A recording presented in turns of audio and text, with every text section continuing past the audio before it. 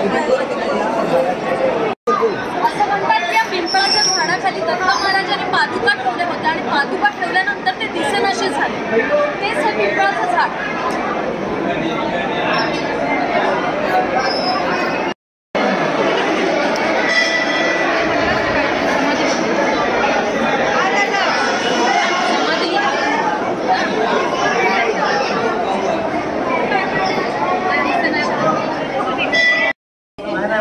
नमस्कार. आता आपण खूप मोठ्या ट्रस्टला भेटणार आहोत, त्यांच्याशी छान गप्पा मारणार आहोत.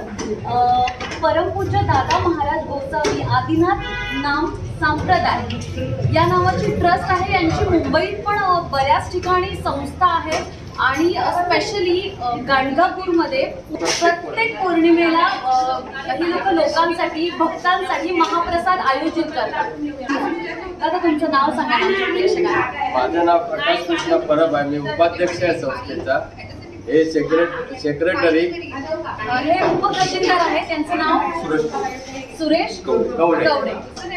दादा मला सांगाल का तुमचा अनुभव कसा आहे आणि तुमचा यामागचा संकल्प काय? आमचे जे दादा महाराज गोसावी हे आध्यात्मिक त्या गुरूंच्या माध्यमातून आम्ही सर्व आणि त्या ह्याच्यातून आम्ही आध्यात्मिक आत्मज्ञानावरती आमचा हा संप्रदाय चालतो आणि त्या हिशोबाने आमचं नामस्मरण हे मुंबईत आहे त्या ठिकाणी पण दर दिवशी आमचं ग्रंथ वाचन संध्याकाळी 7 ते 8 सर्व चालू असतं. किती जण आहेत एकूण?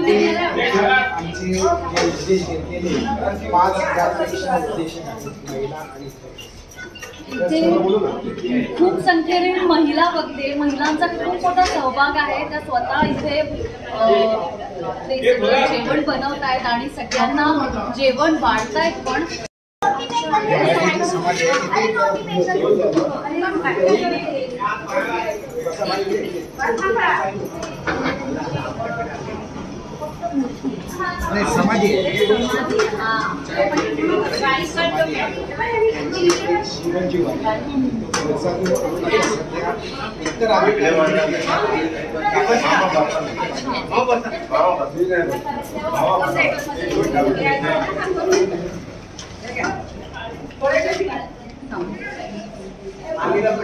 परमपूज्य दादा महाराज गोसावी यांची इथे समाधी आहे.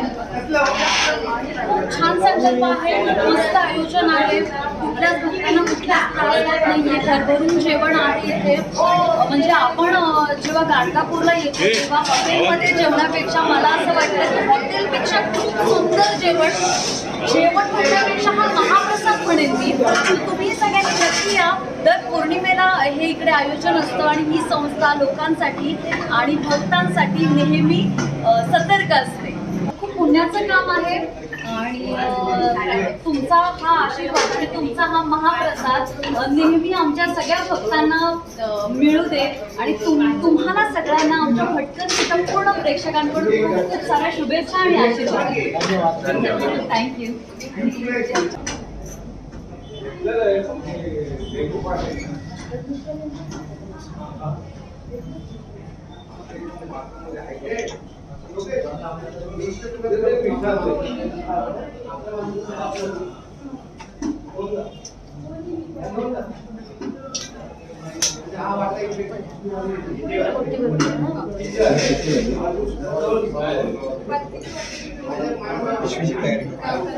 असेच काही एपिसोड आम्ही घेऊन येणार आहोत पण पुढच्या भागात. तोपर्यंत लाईक, शेअर, सबस्क्राईब करा. भटकंती आणि बरंच काही.